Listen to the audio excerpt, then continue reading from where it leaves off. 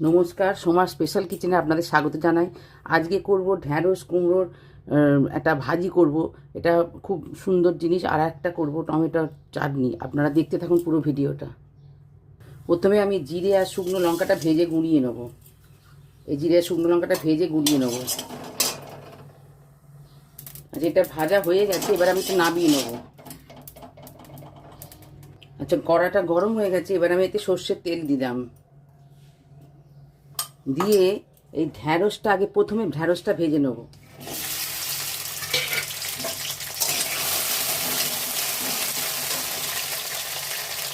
ঢ্যাঁড়সটা ভাজা হয়ে গেছে, আমি এবার তুলে নিচ্ছি।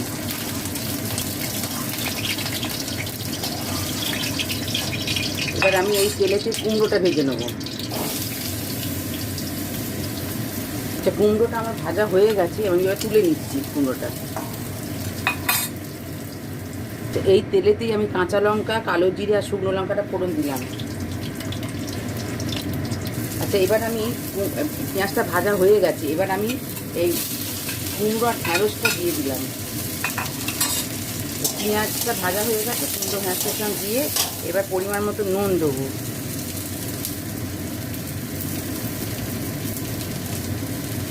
আর একটু চিনি দিয়ে আমি ঢাকা দিয়ে দেবো।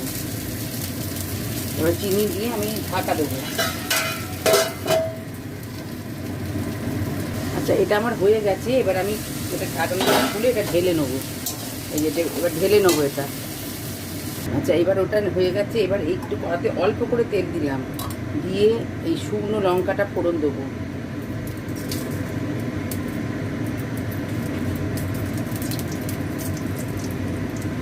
আর এই 5 ফোড়ন দিলাম। আচ্ছা, ফোড়নটা হয়ে গেছে, আমি এবার এই টমেটোটা দিয়ে দিলাম। টমেটোটা দিয়ে এবার নুন দিলাম, পরিমাণ মতো নুনটা দিয়ে দিলাম। হলুদ দিলাম, চিনিটা দিয়ে দিলাম। এটা কিন্তু জল দেবো না এক ফোঁটা, এবার ঢাকা দেবো। এই ঢাকাটা দিয়ে দিলাম, দিয়ে আঁচটা কমানো থাকবে। আচ্ছা, এটা আমার হয়ে গেছে, এবার এই যে মশলা জিরে আর লঙ্কা গুঁড়োটা আমি দিয়ে দিলাম এর মধ্যে, দিয়ে এবার নামিয়ে নেব।